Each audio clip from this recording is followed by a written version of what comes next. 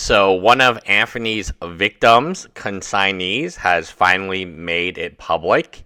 He talks about which watches he has lost, which our Anthony has not paid, and they're pretty hefty watches. He records Anthony, and he even shows Anthony's phone number on his video, which I'm not going to show here on his second video. And the conversation gets very dire very fast. I have never felt so bad for this individual who clearly trusted Anthony, and he stole $5 million. According to Anthony himself, he is $5 million in debt. And it was a scheme. The consignees, they would give their watches to him. He would sell it, pocket the cash, get more consignees, and eventually, because the market is down, the consignees cannot wait that long, and there's not any more new consignees based on his really bad reputation.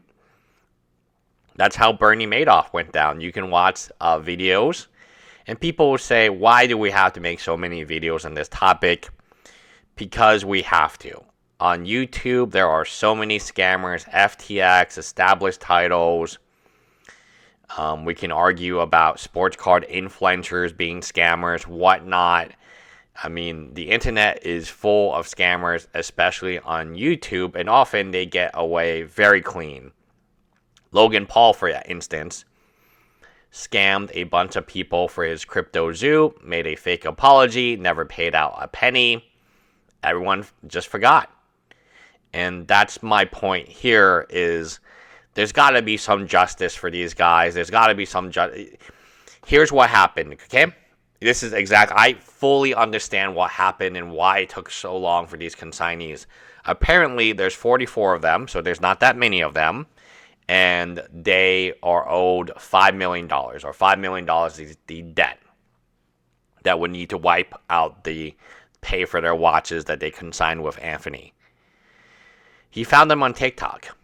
So he did YouTube. He took his YouTube videos. He made TikTok. His TikTok is huge, right? And he found him on Instagram. Every time that people expose him, like I'm exposing him on YouTube right now, he just pivots into a different social media platform. It's a WhatsApp, it's a Facebook group, whatever it is. The more people talk about this, the less likely somebody would be tricked. And I really do think that my opinion on Anthony has drastically changed definitely over the year, over the half a year. I've interacted with him briefly, and my interactions have been I would consider them quite negative. And he's self-imploding. There's no other way to say this. If you want to read the comments, right? Isn't this the second time he's done this? Pretty sure. I'm reading the comments off his first video, so here's another video. When he flexed betting 100K on roulette, you should have known. Here's a guy, I may need to make a video. Just gave him my AP. Bro, the rest of the parts, please. Part 3, 4, 5, 6, please, because he published part 2. He's going to prison again. Nico Leno, bro. So, and here's something that I want you guys to understand. If all this is true, then Liz, Darby, Z, Brian, they all have some type of culpability. Is it criminal culpability? I don't believe so. Is it civil liability? I think for some of them it will be so. Will Jimmy and Marco be dragged into this? The thing is, you have to understand, $5 million is a lot of money. All these guys have lawyers, and this guy, his lawyer contacted Anthony and try to work out a payment plan. But like when you owe $5 million, like what type of payment plan can you be put on? Like $5 million he managed. And Darby and Liz, they were living the good life. They had the best apartment I've ever seen. And they were just a box packer. They literally, Liz's job was box packing, so he couldn't do retail. He couldn't do sales. And then Darby was a videographer who barely made any videos. And somehow they're driving a blue Corvette with Lambo doors. They're living in luxury suites in Malibu. Like, none of this stuff makes any sense, except if they were doing this scam. Now, if this scam becomes true, you can be sure I am going to absolutely butcher him on it because he wants it. In the videos, he says he wants the pain. I'm happy to provide it. I'm not gonna. Is it recording? For you. Did I deliver it? Cool. That's what I need. I need it to blow up. I need it to hurt. I need it to sting. And like, I need to feel that shame to put in perspective of the good, like, what I've done. Because what got me here is not what's going to get me out of here. Like, no, you gotta get humble. Making money, getting famous, all that shit, that's not going to get me out of what I did. Like, I'm not going to be able to talk my way out of it. I'm not going to be able to, convince my way out of the fact that I owe people money. But that's what got me in this position was... And let me read you. So in the video on TikTok, he also just puts his own opinions on it, and I think they're very valid. Like, he's trying not to be angry. He's trying to get Anthony to confess. And this makes, a lot of sense to me. Anthony's always recording people, so he's recording Anthony. And it's bad, man. I mean, it's bad. Like, can you imagine, like, somebody stealing from you that you trusted? And you gotta remain calm, because if you show the anger, if you really show him how you feel, he's obviously going to just hang up the phone. So I think the person did a very good job recording this. In this video, he tells me he's going to make a video come and clean the next day. Instead, he sends a text or email to all 44 of his consignees telling everyone that he's been robbed. But you will hear in his videos that he says he's never been robbed and that he is too smart for that.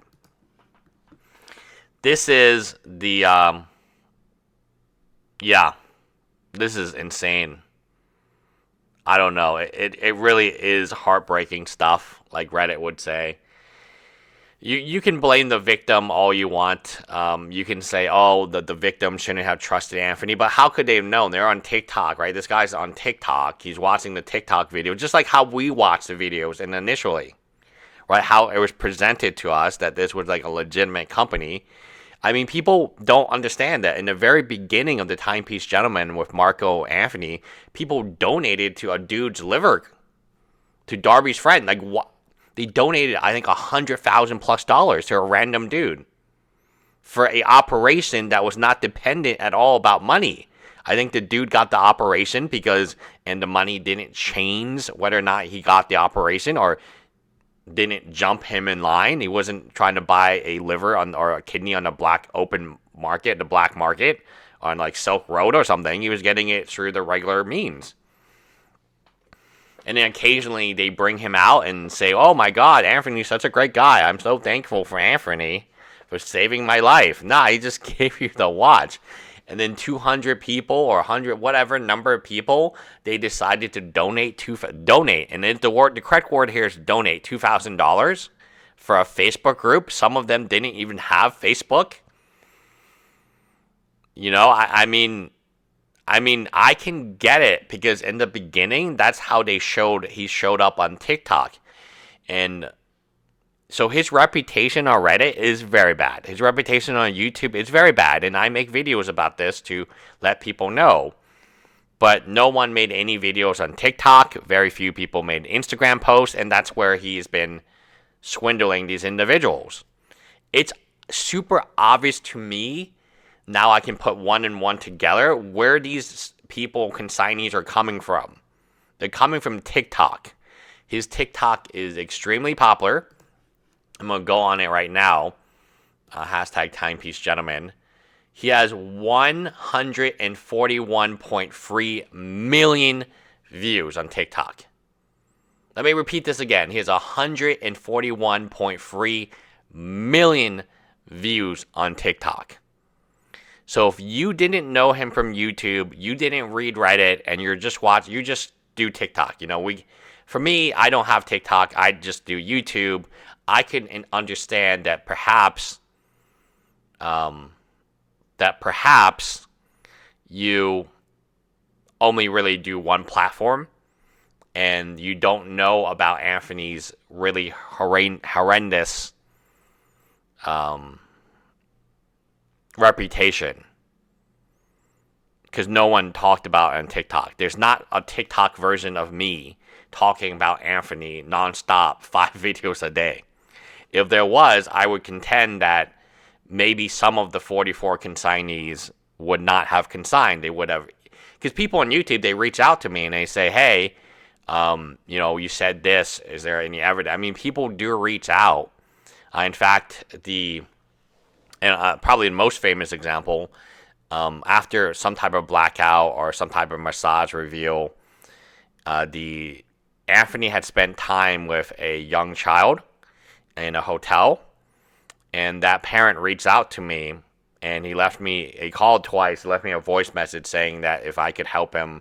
I don't really know what he was asking for, but that was a very famous storyline where this kid was supposed to be the next watch guru, and Anthony was training him. I use that term very loosely, and very inappropriate. It just breaks my heart to see it, but this is how he did it. I would not surprise me if half the consignees were from Instagram and the other half were from TikTok. He has 141.3 million with an M views.